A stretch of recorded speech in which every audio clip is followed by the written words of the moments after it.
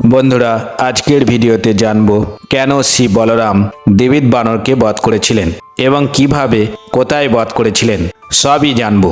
বন্ধুরা, ভিডিওটি শুরু থেকে শেষ পর্যন্ত দেখুন, অবশ্যই ভালো লাগবে।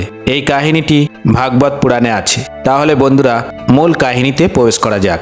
দেবিত বানরটি ছিল ভৌমাসুর ওরফে নরকাসুরের পরম বন্ধু। নরকাসুরের কবল থেকে 16,000 রাজকন্যাকে উদ্ধার করার সময় ভগবান শ্রীকৃষ্ণ নরকাসুরকে বধ করেছিলেন। এক সময় দেবিত বানর রাজা সুগ্রীবের মন্ত্রী ছিলেন। ভগবান শ্রীকৃষ্ণ তার বন্ধু ভৌমাসুরকে বধ করেছেন শুনে বন্ধু বধের প্রতিশোধ নেয়ার উদ্দেশ্যে দেবিত দেশের মধ্যে উৎপাত সৃষ্টি করার পরিকল্পনা করেছিল।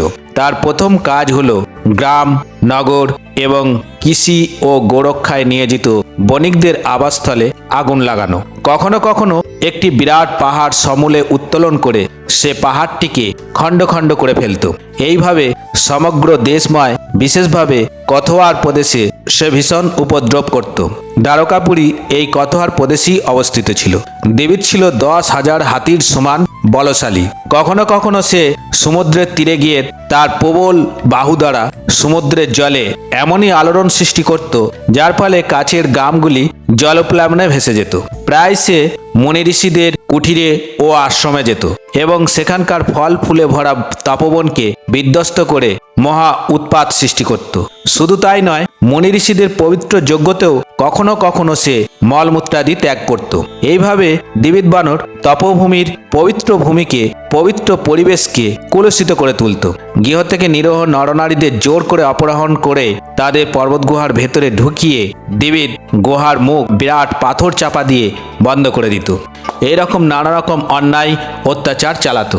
এইভাবে সমগ্র দেশে মহা উৎপাত সৃষ্টি করবার সময় একদিন রৈবতক পর্বত থেকে সে সুমধুর সঙ্গীতের শব্দ শুনতে পেল। তখন সে ওই পার্বত্য অঞ্চলে প্রবেশ করল। সেখানে দেবীর সুন্দরী তরুণীদের মাঝে শ্রী বলরামকে নৃত্যগীত উপভোগ করতে দেখল। তখন দেবিত বানরটি গাছে উঠে গাছের ডাল থেকে অন্য ডালে লাফ দিয়ে যেতে লাগলো। সুমধুর পরিবেশ থেকে শ্রী বলরামের মনে ভাবান্তর ঘটাবার উদ্দেশ্যে দেবিত গাছের ডালগুলোকে প্রচণ্ড জোরে নড়িয়ে এক বিরক্তিকর শব্দ সৃষ্টি করতে লাগলো। কখনো কখনো দেবিত মেয়েদের সামনে গিয়ে নানা দৈহিক কসরত দেখালো। আবার শ্রী বলরামের সামনে সে তরুণীদের কাছে গিয়ে তার নিম্নাঙ্গ প্রদর্শন করতে লাগলো।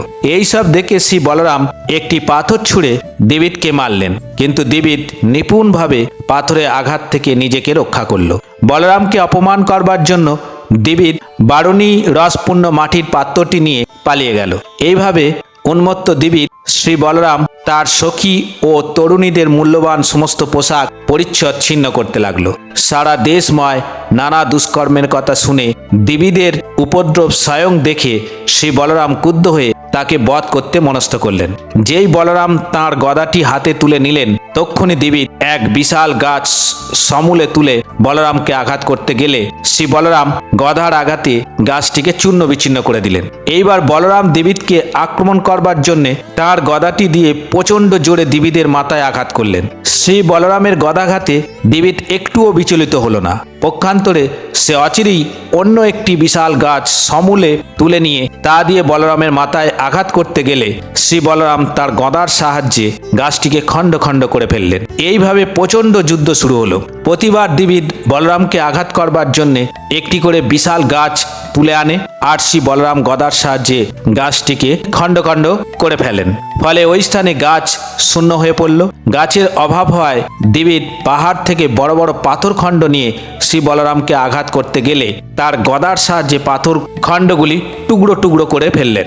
এই দেবিত হাতের কাছে কোনো বড় পাথর বা গাছ না পেয়ে শ্রী বলরামের সামনে দাঁড়িয়ে তার ধীরবদ্ধ মুষ্টি দিয়ে শ্রী বলরামকে আঘাত করতে লাগলো। তখন শ্রী বলরাম শুধু দেবিত বানরের গলার হাড়ে প্রচণ্ড জোরে এক মুষ্টাঘাত করলেন।